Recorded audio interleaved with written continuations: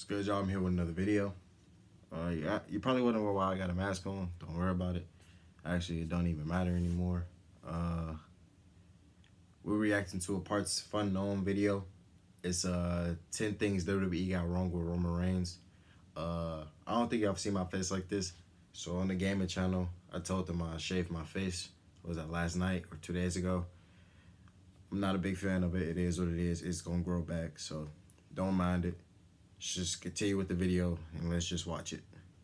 The big dog. The big dog. The Bergden, or as he's known today, the Tribal Chief. WWE have finally figured out a main event level gig for Roman Reigns that showcases his many talents, that will make a bunch of money, and that actually excites us about the Universal Championship for the first time in God 4 years. But bloody hell, the course never did run smooth. The whole big dog experiment made WWE genuinely feel like the goddamn Twilight Zone at times. And to be clear, this is not a list that's going to dump on Reigns as a performer. Not interested in that, because remember, no superstar has a perfect game except for Keith Lee, of course. It is and always has been WWE's job to present their stars in a way that showcases their positives and hides their negatives in order to generate fan support. And on that front, over the years, they have repeatedly failed the large pup. Gonna try and keep this at 10. Pray for mojo. Here are the 10 worst mistakes WWE made with Roman Reigns. I think the big reason for that is a lot of people understand this too. The stubbornness of the backstage executives and the booking decisions. They're stubborn. They want to do it their way instead of feeding off crowd reaction and calling like more audibles. But it's okay because hey man, if you don't like it, just stop watching that shit. But at the same time, the same people who say that is not right, because as fans we should be able to voice our opinion. Also, what was I about to say?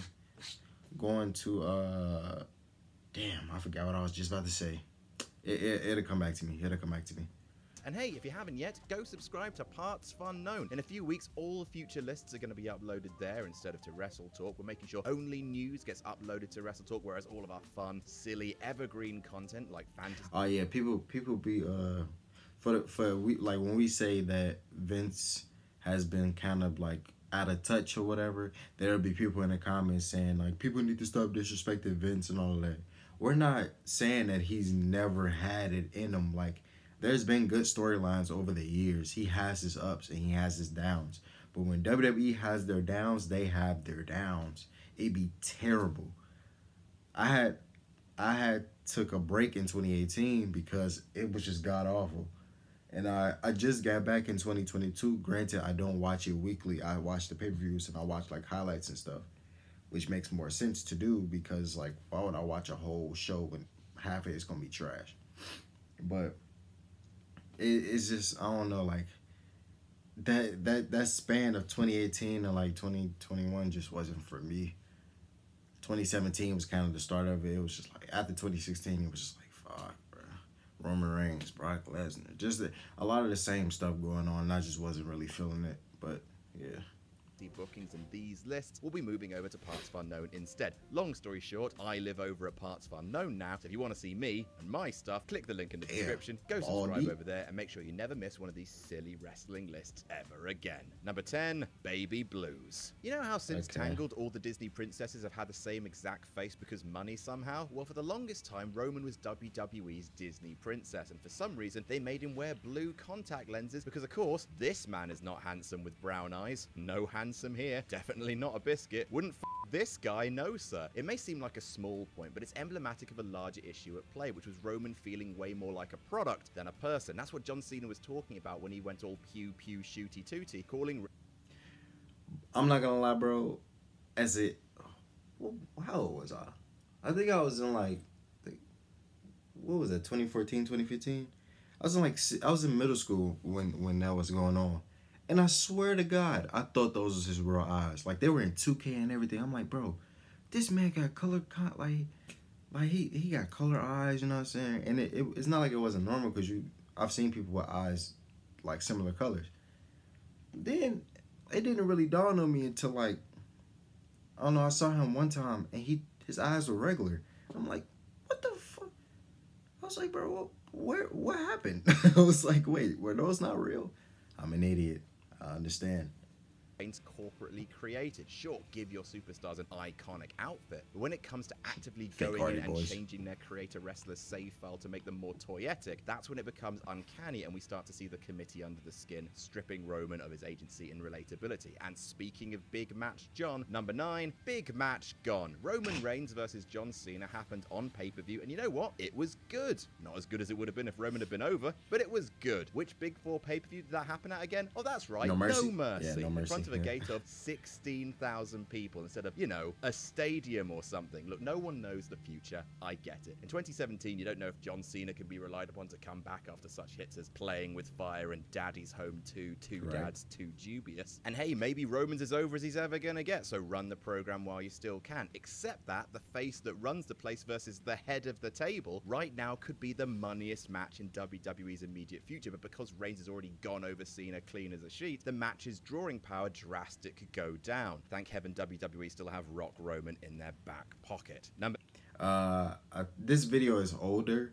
I don't know when it came out, but you know, even the Roman Cena matches now, I'm not gonna lie, bro. I understand why Cena comes back, but it's like, damn, he loses damn near every time. And I'm not necessarily mad just because he's won for years upon years upon years. But sometimes, I don't know, I think it was the Austin Theory match. It was just like, okay, we know that Austin Theory is going over. I feel like, me personally, I feel like Austin Theory should have won clean. Because literally him beating Cena, they have done nothing. Like, Austin Theory isn't doing shit at all, bro. Like, or at least what he's like, the potential is just like he's not doing nothing compared to what he should be doing.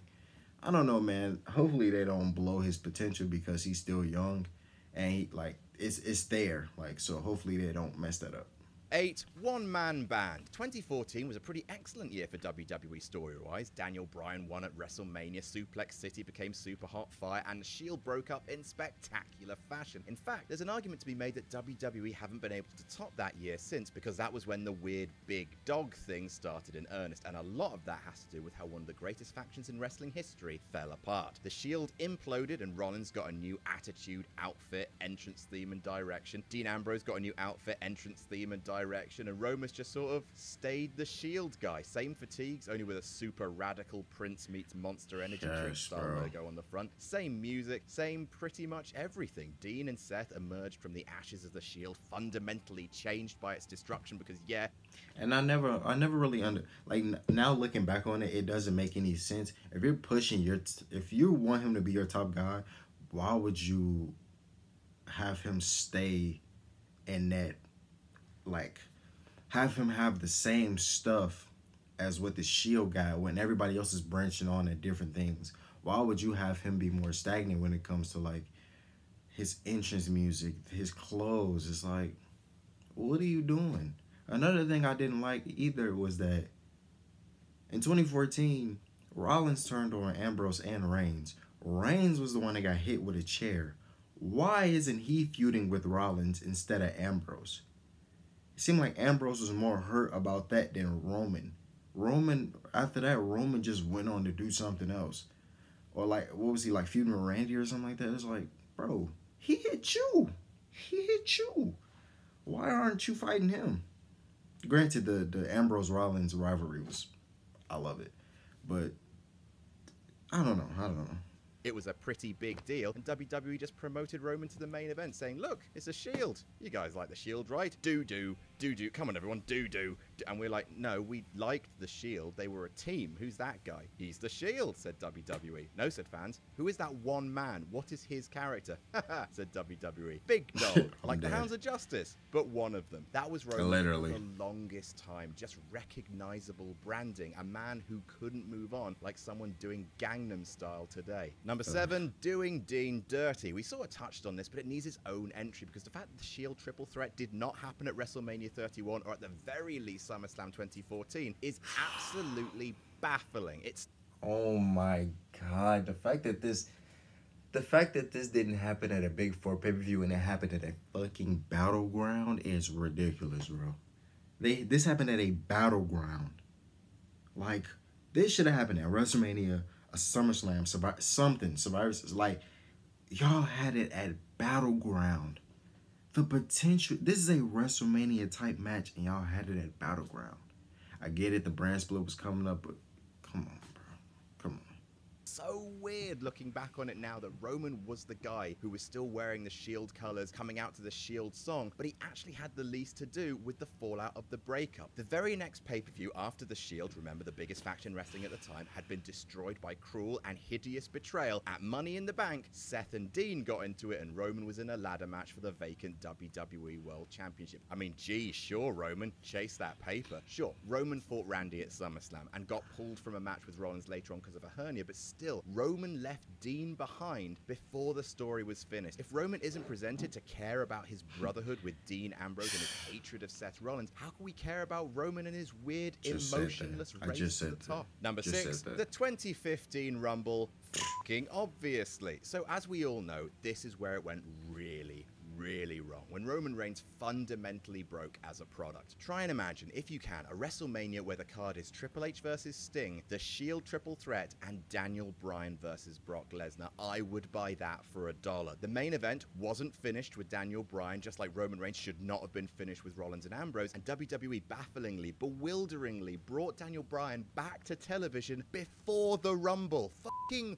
why? You didn't have to. If Roman had to win the Rumble, the last thing you want is the most over underdog of the last generation, the man who didn't lose his world championship, who only just returned after a career-threatening injury, suddenly back a viable and in fact perfect contender to win the Royal Rumble. Mistake one, right there, up front. And then they eliminate Bryan early to try and make fans grieve and move on. That didn't work before having the worst final stretch in Royal Rumble history of Big Show and Kane grandparing people over the top rope. Anti-Roman sentiment has mostly never been about Roman. It boils down to this one time where he was not the right guy, fans didn't get a choice, and wrestling fans hold fucking grudges. Number 5, the 20...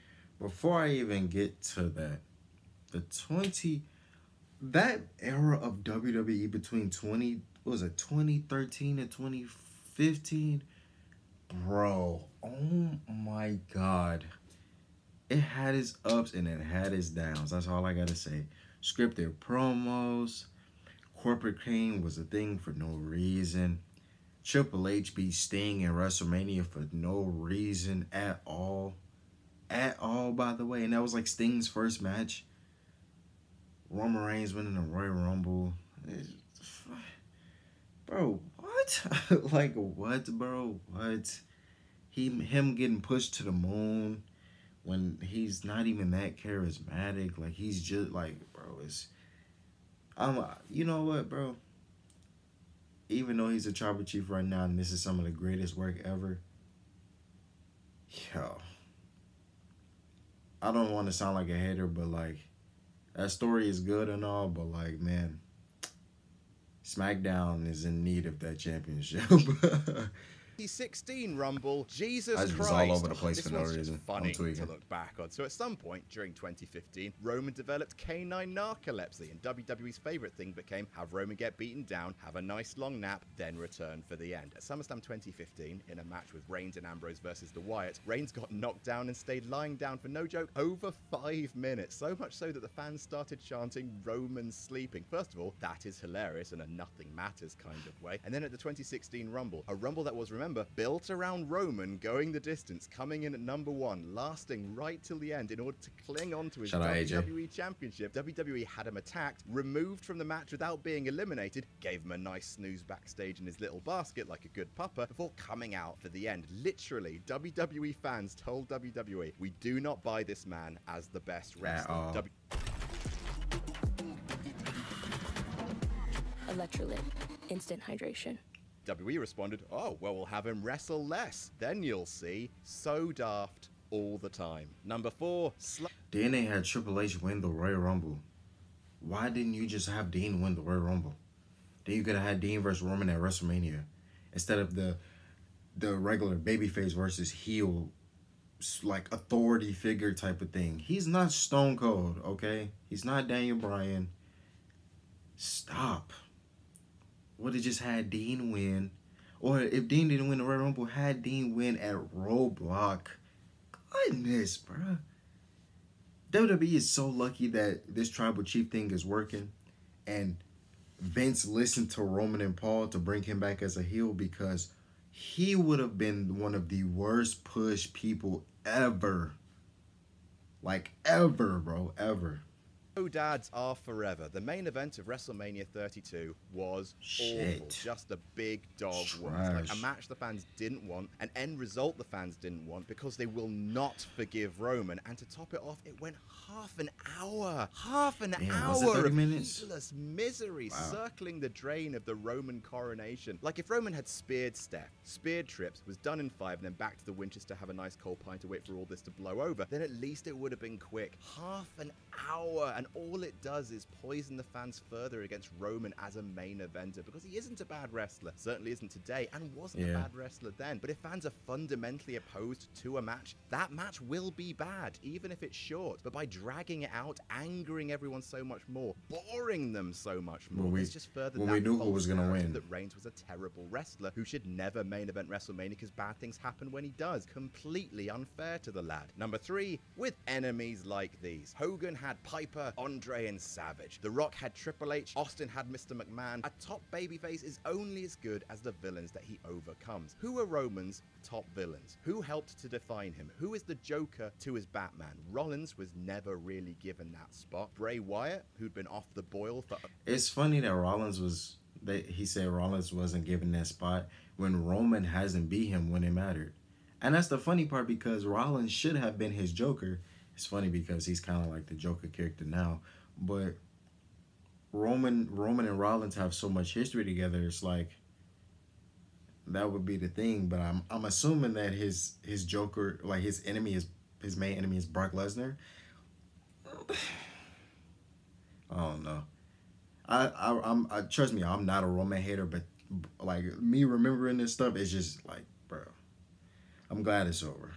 Over a year. Brock, maybe, but he's been dealing with his own fan backlash since 2016 or so. Genuinely the only person that comes to mind who had something close to an enduring rivalry with Roman, something that could have elevated both men, was Braun Strowman. Then WWE nerfed him beyond belief so that the Shield could do some more 6-man tag team matches. WWE repeatedly failed to build up good villains with consistently strong booking to really challenge Roman. I know I keep pausing this, I'm sorry, but if you think about it, during this time where Roman was kind of like the big baby face of the company, it seemed like he only really got cheered when he was in the Shield. So like, I feel like that's why they kept doing Shield reunions too, because they was trying to get him over at any cost. So it was like, we're tired of seeing him get booed. Bring the Shield back together. We really don't have nothing to do. Like, we don't have nothing for them to do. Bring the Shield back together. Like, it was just too many reunions, too many ways for him to try to get over, and the fans just wasn't having it, bro. And they should have just turned him heel after he beat The Undertaker. Just plain and simple. Or put him through the kind of adversity that really builds character. It sure didn't happen with Baron Corbin and fucking dog food. Not that it would have really mattered anyway, because number 2, laugh it up, fuzzball. WWE babyfaces suck. Apart from a select few, they are all the same guy, and that guy sucks. And has ever since that guy's name was John Cena, or Seth Rollins, or Dean Ambrose, or Sheamus, or any of the other babyface world champions whose sole contribution to a main event feud is, I'm not really bothered or threatened or engaged in any actual emotional way. My opponent's poopy though. Look at him, he's got weird nips, or a sparkle crotch, or tater tots, or suffering succotash. It's not just that those lines are lame and only a lame, insecure, unfunny asshole would say them. It's the fact that none of these babyfaces care about anything. That being glib is their biggest virtue. You know why people like Daniel Bryan? Because he cared about stuff. When he got mistreated, he got fucking pissed about it. And when he failed, it got to him, and that gave his villains agency. Sami Zayn had the same fire in NXT. Hell, it's why Cena's best years were his last in the company, when he started cutting serious, impassioned Oh my God, I want to stop pausing, but he's bringing so many points. I feel like Sami Zayn was somebody who needs to be pushed into this company instead of just, it feels like when they want him to win something, it always has to be Kevin Owens by his side. I feel like since being on the main roster, what has he, like, I get it, he won the IC title, you know, a couple times or whatever, but like, in this run right now, I feel like is like with as much like crowd reaction that he has now, I feel like Sammy should go for a singles title. Not necessarily at this time because it's different things planning right now, but like I want him to have a singles run as a babyface because I don't think he has a singles title run as a babyface so far. So if I'm wrong, then let me know. Besides NXT, I'm talking about the main roster. So if I'm wrong, let me know something. But I haven't seen it, so I just want to see that before he retires. About angry he was. It's why Kevin Owens is the best babyface going right now. It didn't matter to WWE that during his Shield days, Roman had already gotten over as a man of few words. That's what he was good at. But no, he's the top babyface now, and he was going to do the WWE top babyface things, whether they suited him or not. And really, that's what it all boils down to. Number one, the Hulk Hogan problem. Not like those problems. You know the ones I mean. I mean the idea that in some form or another, WWE still operates the way it did during the 80s. Have one top guy and have him carry your company. People step up, but they're all set down under the big boot of the one top Superman. They tried it with Luger, Diesel, Austin, Cena, Roman. You could argue that it worked under Austin, but was it because Austin was the one top guy? Or was it because the Attitude Era had Austin, Rock, Triple H, Foley, Undertaker? Point is, it's never really been about Roman Reigns. It's been about the fact that WWE seems to think there's only room for one person in the main event of WrestleMania, and that one person has to be Roman Reigns for a generation, because it makes everything else feel redundant. It makes when other superstars get lightning hot an inconvenience to WWE rather than a blessing. It makes the fans getting behind someone new feel like a wasted exercise, despite WWE repeatedly telling us apparently we're the authority now. When there's only room for one guy to carry the company on his back, every other part of the creative process suffers, especially the guy who's been put in that position, the big dog. And that's our list. What do you think are the biggest... That was a good video. I want to go more into that point too, because they're still doing that now, in a sense. Roman having the title for 3 years, even when Roman was out for because COVID issues or whatever, I feel like when situations happen to where their main star can't be there, they still plan for when their star comes back, even though that star isn't necessarily over with the crowd at the point. So it's like you don't really have a plan B because you make it to the point where you don't have a plan B. You're not giving any other stars the momentum that they could have, and you don't go on it. It's like so many stars can get hot on their own and get over on their own. But if you get over on your own, it feels like Vince doesn't like it or the company doesn't really like it. They want to decide whether you can be over or not. And I feel like that's a big problem, especially right now, because, bro, if this LA Knight thing don't pan out, yo, it's going to be hell.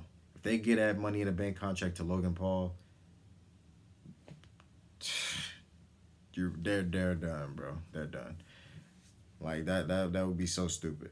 But anyways, that's a good video, man. Make sure y'all like and subscribe. I'm out, man.